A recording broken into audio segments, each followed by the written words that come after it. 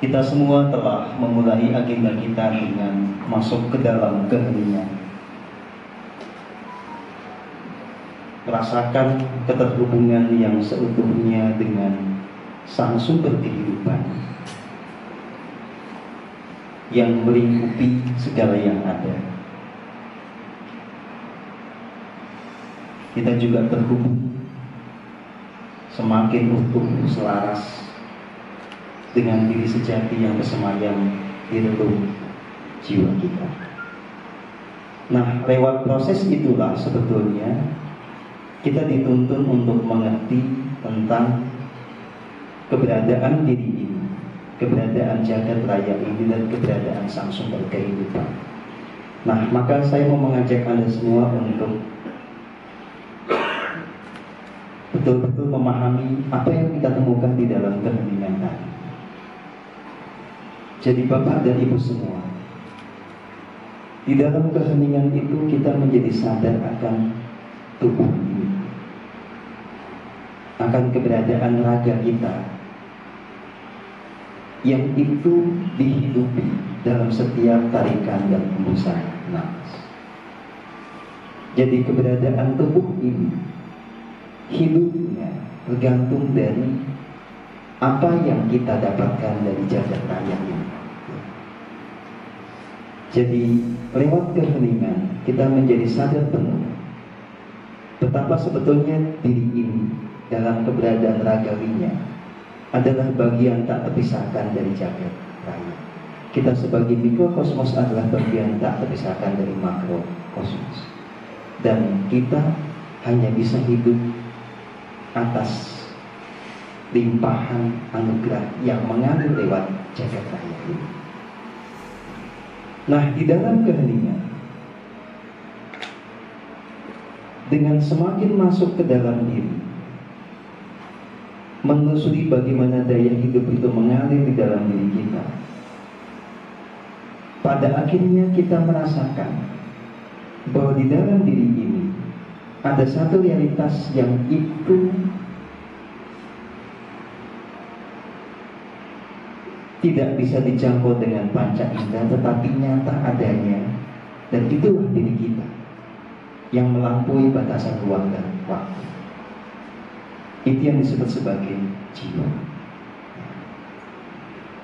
Dan di dalam keheningan pula kita bisa merasakan keberadaan sumber dari kasih murni di dalam diri, yang itu merupakan esensi dari jiwa.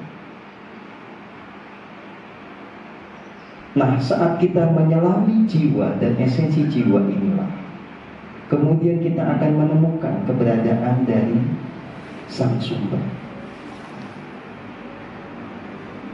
Jadi kalau kita terus masuk ke dalam diri, kita merasakan jiwa kita yang ada di sini, kita sadar bahwa jiwa kita itu hidup, kita sadar kemudian ada yang menghidupi jiwa.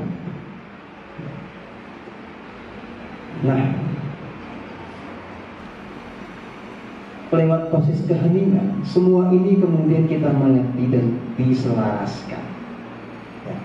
Di dalam workshop kali ini, saya hendak mengajak Anda untuk bertumbuh lebih jauh lagi. Ya. Jadi, coba kita ulangi lagi bagaimana kita memahami keberadaan diri. Mulai dari keberadaan tubuh, jiwa, kemudian ada yang namanya diri sejati atau esensi dari jiwa. Terus ada yang namanya Sang Sumber. Nah, pelaku spiritual itu membuat jiwa Anda bertumbuh semakin selaras dengan diri sejati ini, semakin di dalam keberadaan dirinya itu tumbuh kualitas-kualitas ilahi. Nah, pada satu titik nanti akan tersingkap satu realitas lain.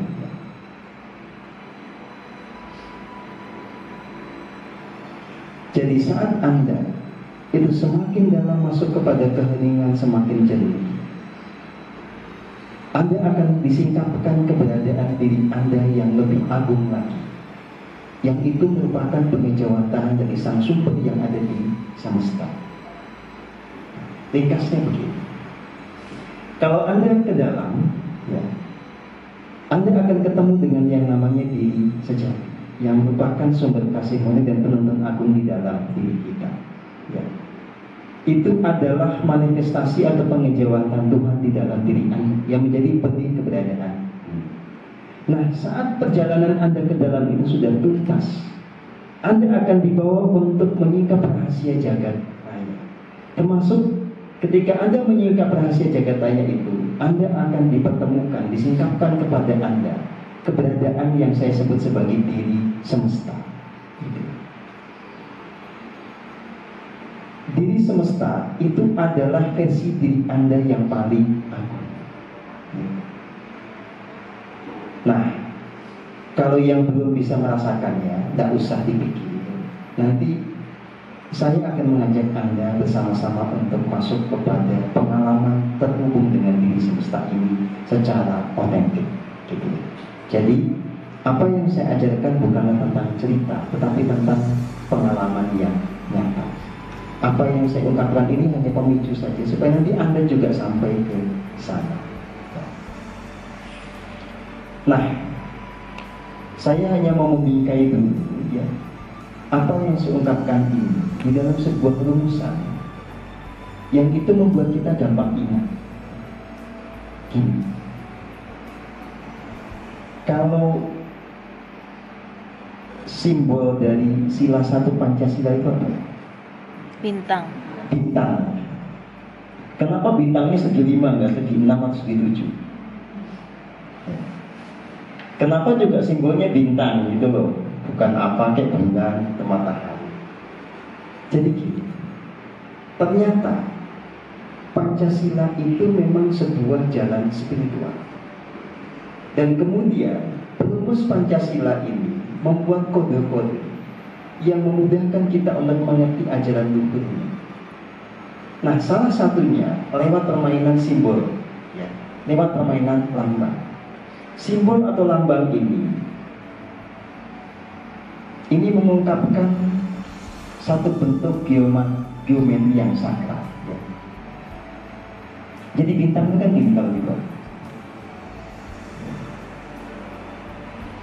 Sebetulnya salah satu pemaknaannya adalah dengan kita melihat bintang segi 5 ini, kita dibawa untuk menyadari urutan kejadian dan keberadaan diri kita. Semua kita pada awalnya itu pasti bermula dari kekosongan absolut. Tadinya kan gak ada. Tapi gak ada ini bukan gak ada. Yang gak ada ini adalah sumber dari segala yang ada. Yang tidak ada yang meliputi segala yang ada, atau kekosongan absolut yang menjadi sumber segala yang ada ini, kita pahami sebagai Tuhan yang Maha Esa. Tuhan yang Maha Esa ini di dalam diri kita mengejawantah sebagai Sang Roh Kudus, atau sebagai diri sejati yang menjadi esensi dari setiap jiwa. Nah, Roh Kudus ini sebetulnya identik dengan Tuhan. Jadi kehendak Roh Kudus sama dengan kehendak Tuhan. Tuntunan Roh Kudus sama dengan tuntunan Tuhan. Jadi kalau mau mengenali Tuhan yang nyata, mulai kenalilah Roh Kudus yang bersemayam di dalam diri Anda. Itu sama. Kemudian dari Roh Kudus ini terejawantahkan satu entitas yang unik, ya. Terejawantahkan jiwa-jiwa Anda semua yang masing-masingnya berbeda. Oke. Nah, pada tataran jiwa, semuanya ini kemudian punya kebebasan berkehendak, punya free will. Dengan free will-nya ini, manusia kemudian bisa punya dinamika, karena dia bisa memilih untuk ada di dalam tuntunan diri sejati maupun tidak. Dan sebagai sebuah entitas yang pribadi, inilah kemudian jiwa ditempatkan pada proses evolusi yang tiada pernah berhenti. Nah, salah satu momen evolusi bagi jiwa itu adalah ketika Anda hidup saat ini dengan dibungkus oleh yang namanya badan. Ya. Jadi kalau kembali kepada bentuk bintang tadi, Tuhan mengejawantah menjadi Roh Kudus, mengejawantah menjadi jiwa yang punya free will, lalu dia turun ke bumi dibungkus oleh yang namanya badar. Nah, ketika laku spiritualnya semakin utuh, semakin tuntas, dia mengalami kesadaran yang murni, dia akan ketemu dengan satu realitas lain yang di sini. Nah, ini adalah transformasi dari Roh Kudus yang bersemayam di dalam diri. Jadi kalau Anda melihat ke dalam diri, itu akan ketemu diri Anda dalam versi yang sangat kecil di sini. Nah, kalau nanti Anda sudah bisa tuntas perjalanannya ke dalam diri, Anda akan ketemu dengan versi Anda yang lebih agung. Jadi kalau yang membahas tentang ini, ya, yang Roh Kudus yang bentuknya kecil itu lakon wayang kita, namanya lakon Dewa Niji. Tapi kalau mau lihat yang versi yang lain, di mana Anda ketemu dengan diri yang besar itu, Anda harus nonton film Avatar Eng, Mbak. Kayak Avatar kan? Cuma lupa cukur kumis. Coba kalau pernah ada yang ingat ini komiknya ya. Jadi Avatar itu suka ketemu dengan satu sosok yang besar sekali yang mirip dengan dirinya. Nah, itu yang saya sebut sebagai diri semesta. Jadi dalam proses ini, segi lima ini, ya, diri semesta itu menjadi bagian dari kejadian-kejadian keilahian. Ya. Jadi kalau Anda nanti sudah tuntas dengan masuk ke dalam diri, sudah memurnikan jiwa, ini akan muncul ke permukaan. Kita akan menyingkapkan keberadaannya. Nah, maka proses berikutnya kita adalah menyadari betul keterhubungan dengan diri semesta ini, merasakan betul kemenyatuan dengannya, dan kuasa atau kekuatan kebiasaan diri semesta ini kemudian tumbuh di dalam diri kita. Nah, proses itu semualah yang nanti akan memastikan kita menjadi manusia ilahi. Dan ketika menjadi manusia ilahi inilah, maka tuntas perjalanan kita sebagai makhluk yang atau keberadaan yang berevolusi. Jadi gambarannya begini: 1, 2, 3, 4, 5. Ya. 1 Tuhan, 2 adalah Roh Kudus atau diri sejati, 3 adalah jiwa, 4 adalah badan, 5 adalah diri semesta. Kalau sudah ketemu di semesta, berarti kita sudah nyambung dengan Gusti. Jadi diri semesta itu adalah perwujudan dari jiwa ilahi. Nah, coba kalau itu kemudian menjadi nyata di dalam sebuah negara, sudah pasti negara itu akan menjadi negara surga. Ya. Jadi sebetulnya visinya sudah keren sekali, gitu ya. Jadi pendiri bangsa ini, perumus Pancasila, itu punya visi agar rakyat dari negara ini itu berkesadaran spiritual hingga menjadi jiwa-jiwa ilahi, menjadi manusia yang bisa menyingkapkan keberadaan diri semesta sebagai pengejawatan agung sang sumber di jagat raya yang tanpa batas. Nah, sayang saja jarang yang ngerti. Ya, itu aja problemnya, gitu ya. Nah, makanya sebetulnya kita ini sedang ada dalam sebuah perjuangan yang panjang. Bagaimana rahasia Pancasila ini bisa kita gali, kita ejawantahkan di dalam keseharian kita dan membantu kita bertransformasi. Nah, ketika Anda semua berhasil bertransformasi, Anda akan menjadi inspirasi dan pilar-pilar bagi kebangkitan bangsa ini. Nah, makanya proses pembelajaran ini jangan pernah berhenti sampai Anda kemudian tuntas, ya, bisa membangun diri Anda menjadi sosok manusia. Ya. Oke, ini ungkapan yang saya sederhanakan untuk menggambarkan realitas yang nanti akan terjadi pada diri Anda lewat proses yang kita jalani ini. Sampai di sini ada pertanyaan atau ada ungkapan pengalaman, silakan. Monggo. Halo, silakan Bu. Tadi tadi itu saya merasakan tarik. Terus terakhir itu kan pas saya bisa menarik. Oh ya. Saya. Terima kasih Bu. Ya, jadi ketika badan terasa menarik itu kan sebetulnya mengikuti jiwa yang menarik. Jiwa yang menarik karena mengikuti gerak semesta, gerak ilahi. Jadi kalau nanti terjadi itu kembali, ikutin aja, dinikmati. Gitu ya.